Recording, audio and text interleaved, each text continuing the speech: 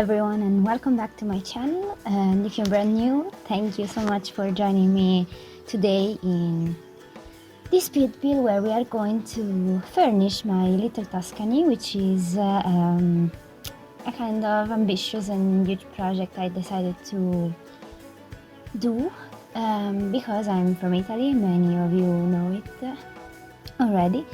And precisely I'm from Tuscany, and so I wanted to kind of replicate as best as I could the region I was born in and I was grown up into. There is a part one of this build because it was way too long for me to put it all in just one video. It would have been really a super long one, and I didn't want to tease you with such a long burden, let's say. So I decided to split it, and this is part 2, where we are going to furnish the house. So we are going to go inside this kind of villa or mansion, or however you want to call it. While in part 1 I did all the landscaping, and it took me forever. It took me forever to finish this one, it took me forever to landscape, it took me forever to furnish, because even if it doesn't look like it, it's really a big house. I mean, in the end I managed to fit I think 5 bedrooms, if I'm not mistaken. Yeah, because there is one for grandparents, one master bedroom from the parents with an ensuite bathroom, and also the grandparents' bedroom as an ensuite bathroom, by the way. 2 kids' room, one for a girl, one for a boy. They can either be twins or also brother and sister. And the teen room. And then there is a big study with a balcony, a huge dining room, a big kitchen, and yeah, also the living room, obviously. And I have to say, I would have never said it, but in this build I got to use a lot of Jungle Adventure.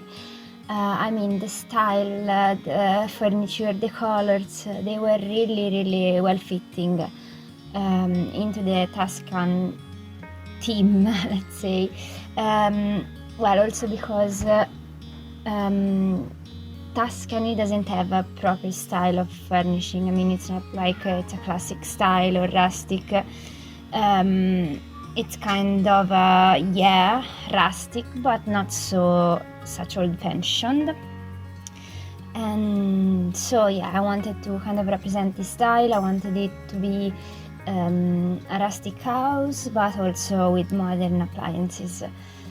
And then there is also room for a dog or a cat, whoever you want. I actually don't remember if I included litter box, but there's really plenty of room to include it. And also, given that in the past video I didn't mention it, in the exterior part of the build there is a pool, kind of round shaped. I used an object from Spade, I think it is.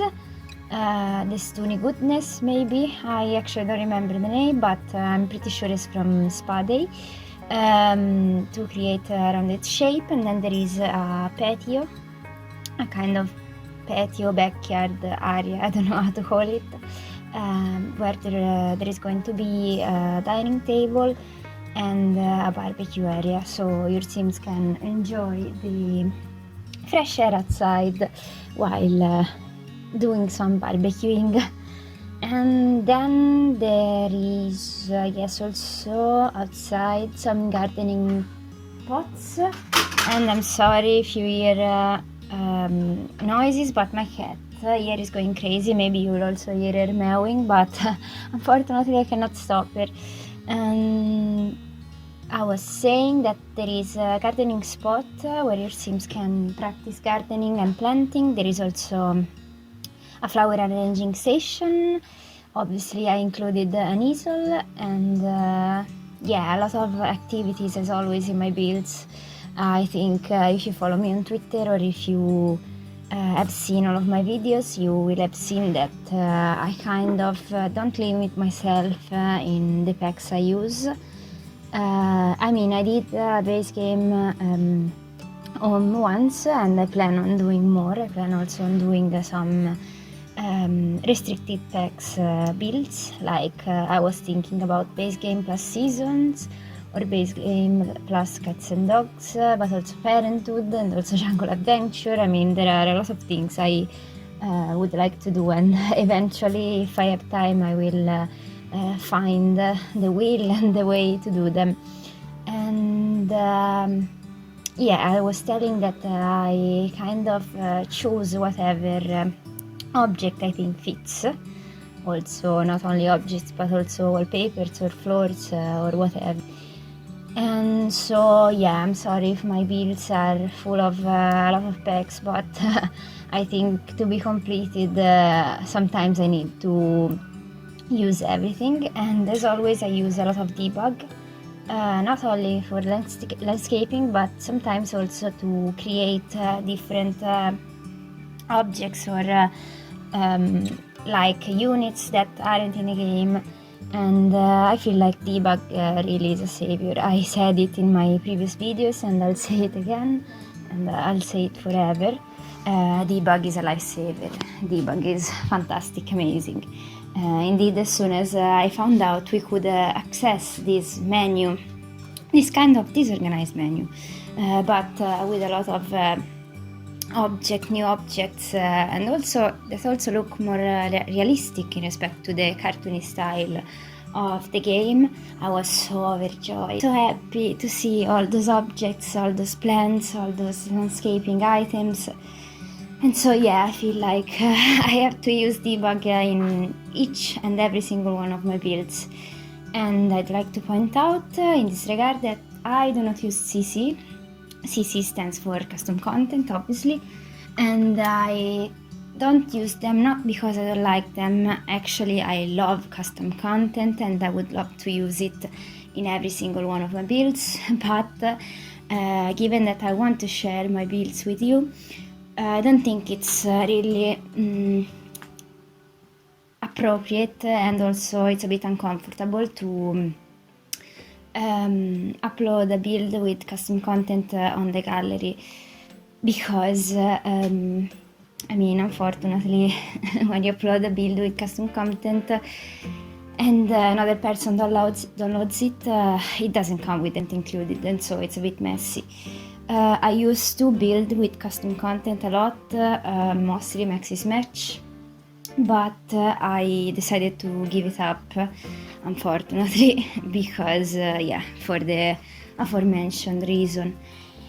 But I would love to download some like custom content packs in the future and to do some builds also with them, because I think they look amazing. Sometimes custom content creators are really fantastic. They do a great job.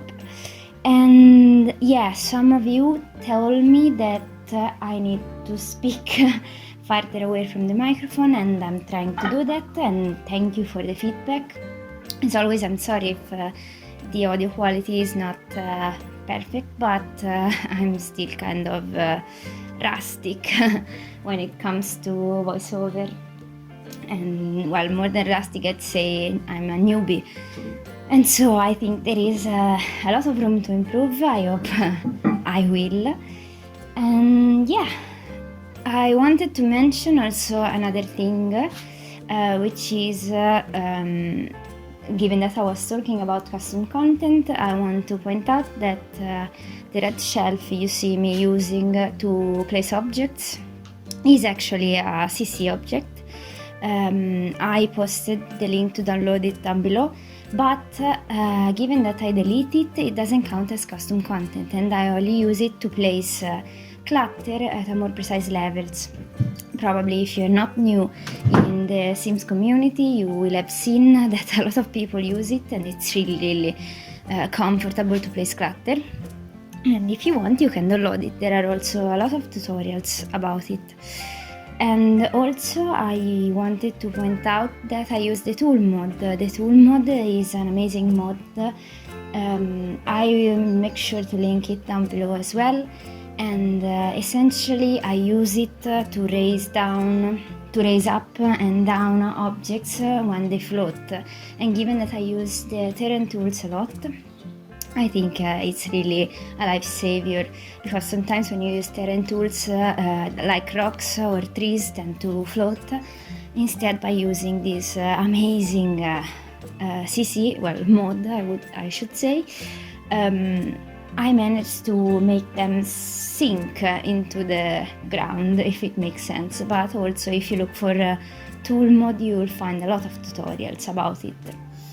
And by saying this, I think that's all for me today. Thank you so much for watching. Thank you so much for all your support.